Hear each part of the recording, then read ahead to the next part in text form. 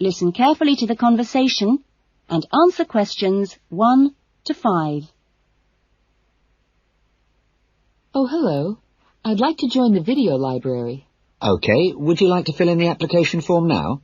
Yes, I can do it now. Hold on and I'll get a form. Now, I'll just ask you a few questions and then I'll get you to sign at the bottom. Right. What's your full name? Louise Cynthia Jones. Jones. Yes, that's right. OK. And what's your address? Apartment 1, 72 Black Street, Highbridge. Black Street? That's just round the corner, isn't it? Yes. OK, so the postcode is 2085, right? Yes, 2085. And your telephone number? I need both home and work. Home is 9835-6712, and work is 9456-1309. Do you need any ID or anything like that? Yes, we need your driver's license number. That is, if you have one. Yes, I know it off by heart. It's an easy one. 2020BD. Do you need to see it? Yes, I'm afraid I do. Here. Right, thanks. And could you tell me your date of birth, please? 25 July, 1977. That's the most important part out of the way, but could I just ask you a few questions for a survey we're conducting? Okay. Before the conversation continues, you have some time to look at questions 6 to 10.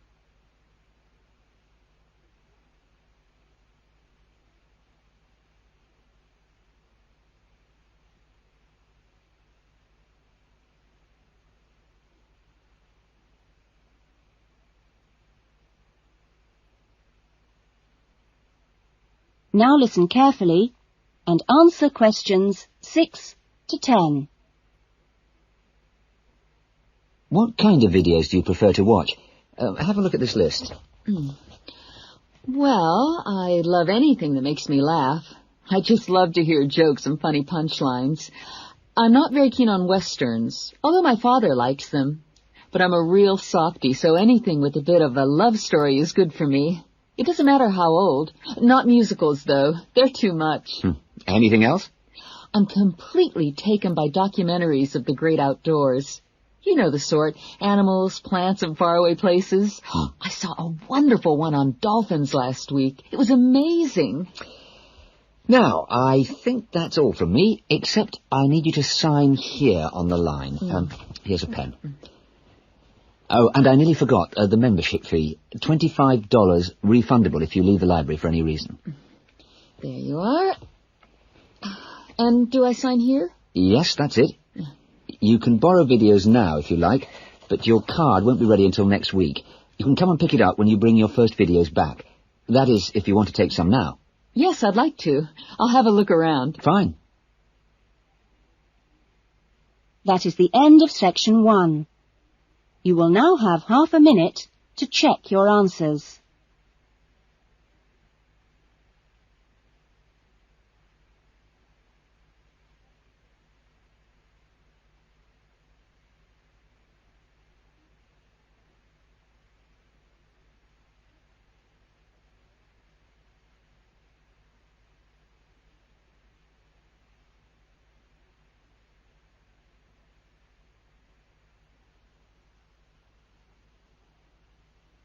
Now turn to section 2.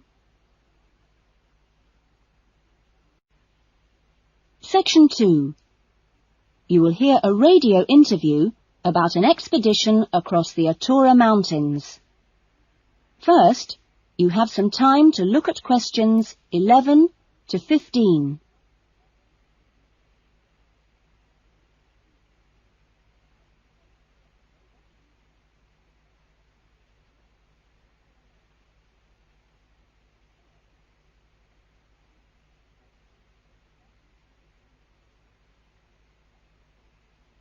Now listen carefully to the interview and answer questions 11 to 15. A dream came true in 1995 when Over 96 days of the spring and summer, an expedition of 4 men undertook what they believed to have been the first and only complete end-to-end crossing of Morocco's Atora Mountains. I talked to Charles Owen, the leader of the expedition group, about the trip. Charles, how much planning went on beforehand? Well, as you know, I run these walking trips across the mountains for tourists, and over the years I've collected maps and other data to prepare what I call a route book for this trip. And this book basically shows the route across the mountains that we took. You actually broke records while you were out there, didn't you? Yes, it was 900 miles in total, and we managed to climb 32 peaks that were over 3,000 metres high, including Tube Karl, which is, of course, the highest in North Africa. Yeah. We weren't actually out to make a name for ourselves. It just happened, really. What was the weather like? Oh, it got us right from day one. And we were pretty taken aback, really, to find that it rained on quite a number of days. And so we were forced to start replanning our route almost from the outset. One of the obvious problems is the heavy snow which blocks the mountain passes. So you have to make considerable detours. When we were on the way to Imilchil, for example, the snow forced us into a northern bypass, which was new to us. But anyway, either way, we would have been rewarded because, well, we fell upon amazing high meadows, huge gorges and wonderful snow-capped mountains. The scenery was as fine as any we saw on the trip, and that was how it was every time. Having to take another pass was never a disappointment. You now have some time to look at questions 16 to 20.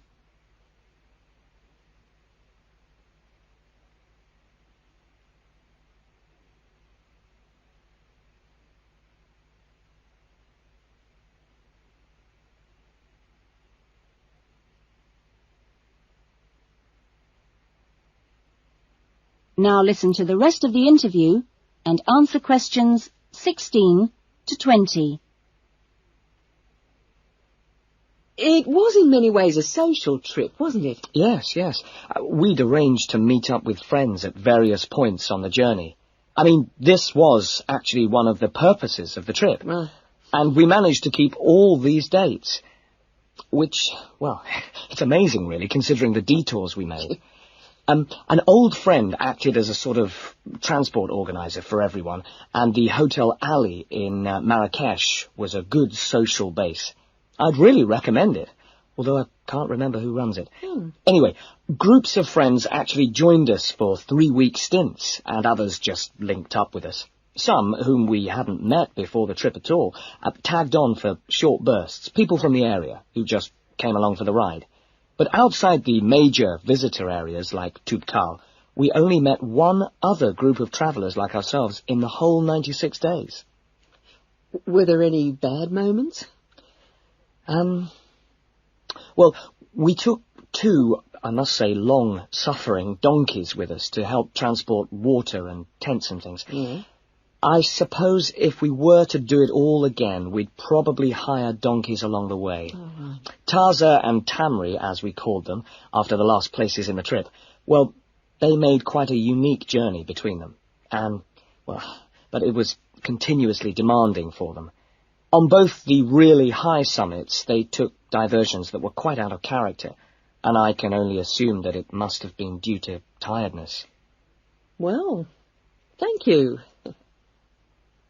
And Charles has put together a video about this journey and continues to lead groups to the Atora Mountains. So if you want further information...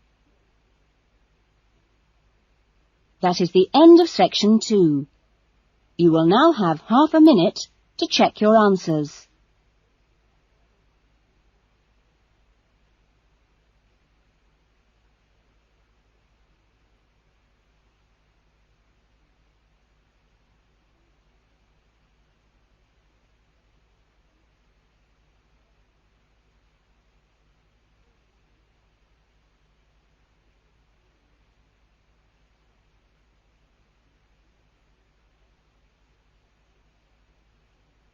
Now turn to section 3.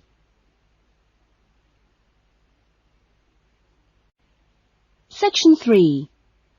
You will hear 2 new students, Jane and Tim, talking about their university studies. First, you have some time to look at questions 21 to 25.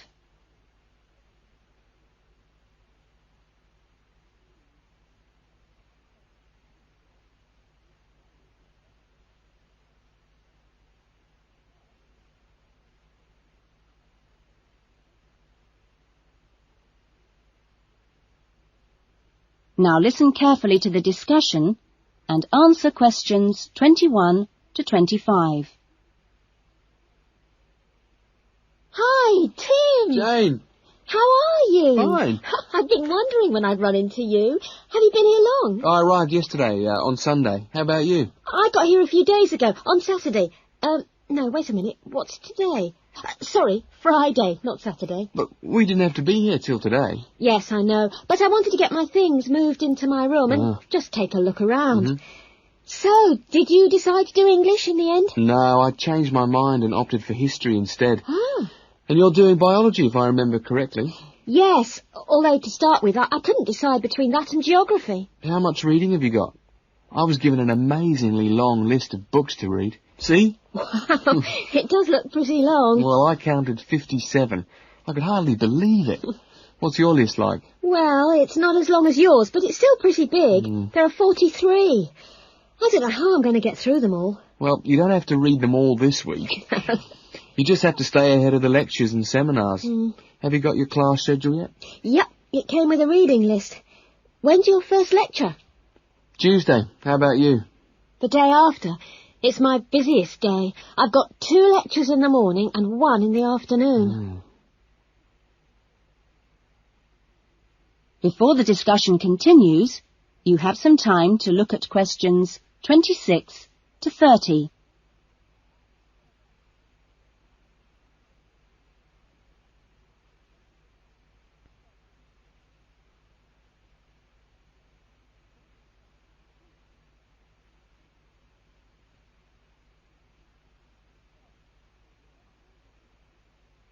Now listen carefully and answer questions 26 to 30.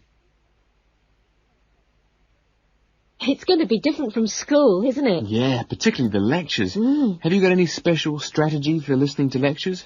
Well, I'm going to use a cassette recorder and record them all. What? Are you allowed to? Sure, lots of people do it nowadays.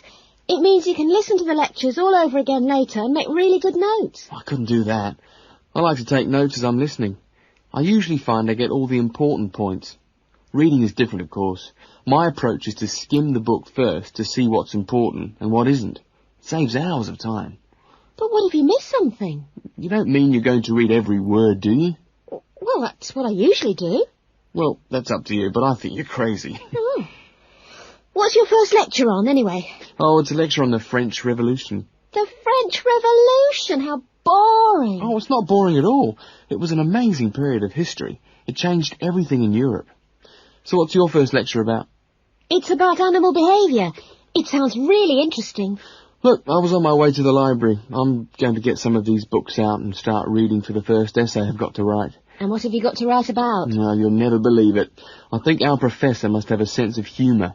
He's given us the title, Why Study History? That's a good one. When you find the answer, let me know. No, I'm going to enjoy writing it. Have you been given any writing assignments yet? Yes, I've got to write about animal language. That sounds a challenge. I suppose you'll be off to the zoo to do field research. That is the end of section 3.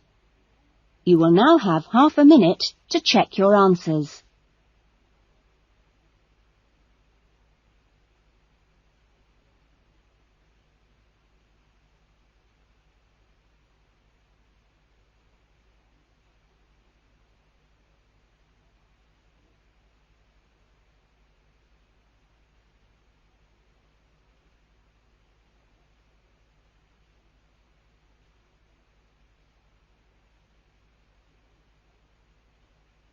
Now turn to section 4.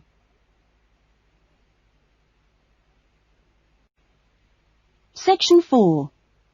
You will hear a lecture being given to school leavers on the jobs people can get in sport and the training programs available to prepare for those jobs. First, you have some time to look at questions 31 to 40.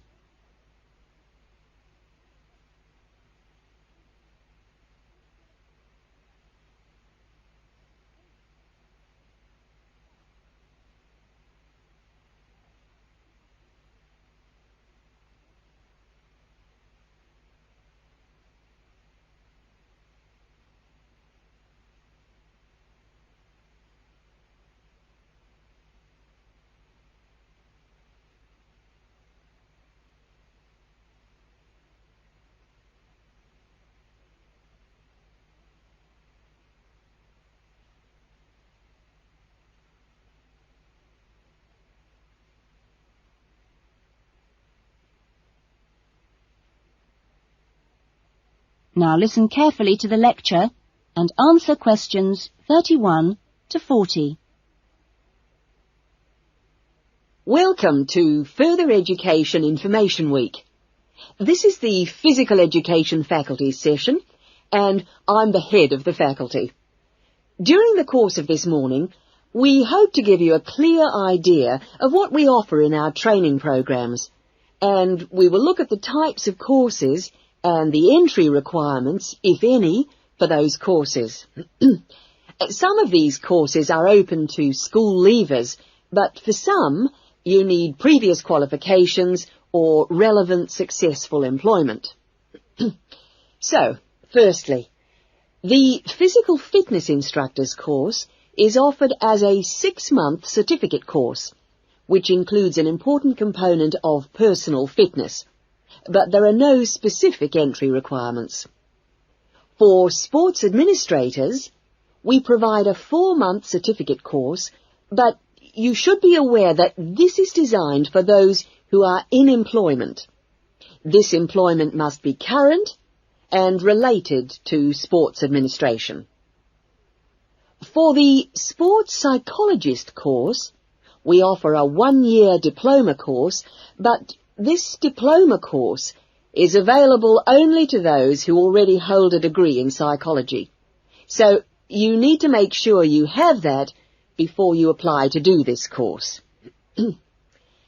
Now, for physical education teachers, we offer a 4-year degree in education.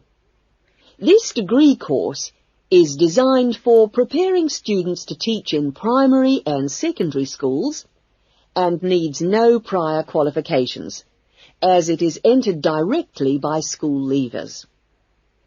And lastly, for the recreation officers course, we offer a 6-month certificate. Entry to this course normally includes applicants of a wide range of ages and experiences, but we do not insist on any prerequisites for this course. Remember that this is a vocational training institute. We train you so that you can take up a particular kind of job. So it is important that you know the main roles of the jobs, what the work is like, and what kind of qualities you need to succeed at them. A physical fitness instructor works in health and fitness centres, preparing individual programs for ordinary members of the public. Physical fitness instructors prepare routines of exercises to suit the individual client's age and level of fitness. Sports administrators run clubs and sporting associations. Their duties include such things as booking playing fields with local councils and organising the schedule of games or events for the club. So they need good organisational skills. Sports psychologists spend time with professional athletes, helping them approach competition with a positive mental attitude to enable them to achieve their personal best. They do this by improving motivation and concentration, or assisting with stress management. Physical education, or PE teachers, instruct young students in how to exercise, play sport, and do other recreational activities correctly and safely. PE teachers help the development of coordination, balance, posture and flexibility, with things like simple catching and throwing skills. They are not expected to be experts in all sports, but must be able to show students the basic techniques involved in a wide range of activities. Recreation officers often find themselves working for local government authorities and local groups. Their aim is to raise people's awareness of healthy lifestyles and improve general fitness through arranging recreational activities for groups of all ages, from the very young to the elderly. There are many other job opportunities which our graduates can look forward to. If you're interested in any of these, then I suggest... That is the end of section 4. You will now have half a minute to check your answers.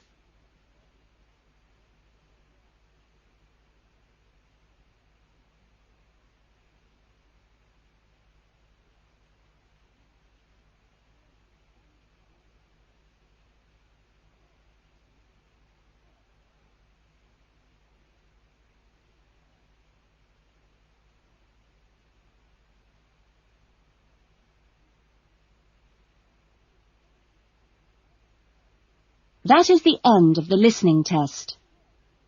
In the IELTS test, you would now have 10 minutes to transfer